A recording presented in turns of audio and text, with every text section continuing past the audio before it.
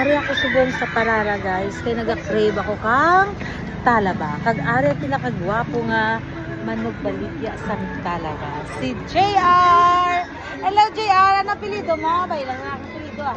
Basta JR lang ha? Nadado. Nadado. Ay, wala na dali. Ari ang iyang gwapa nga Mrs. Soon to be Miss Universe. Mrs. Muli kaya muli ka tambok ang Dek. talaban mo no? Wow, grabe. Muli ka tambok ang talaban mo dito sa Parara. Oo. So, bago lang ako nag-content, mga 5 ka content, tapos wala ako nagkaon-kanon kagina guys, kaya nagapa-sexy, di ba? So, karon kung magsagiting mo kaon-kanon, wala. Ang pinaghirapan mo wala na. So, nag-crave ako sang talaba. So, huli nga si JR mag-aman man sa akon kay Suki. Damo ama na, basta kasukay damo aman. Suki, yan! Di na to si Miga, ko di nga gina-interview ko man. Naman nurse siya no.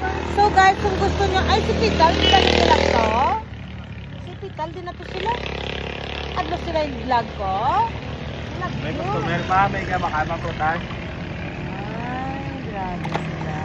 Mga prutas, sa So, dahil video yun ay mga prutas. Are mga prutas din naman sa Parara guys. Ano ni siya, marang? Durian. Ay, durian. Mga jumbo durian ha. Yaman. Ay, ang marang dito. Ha? Siya na si Kate, makita sa vlog mo. Ay, Todd. Ay, yun yan, palapin kay Sarada mo. So, gusto nyo guys magbakal ka mga prutas, ari lang diri sa Parara. So, may mga avocado. Tagpilang avocado? So, wala akong budget sa avocado. Kaya wala lang, may sabing pa ako sa balay.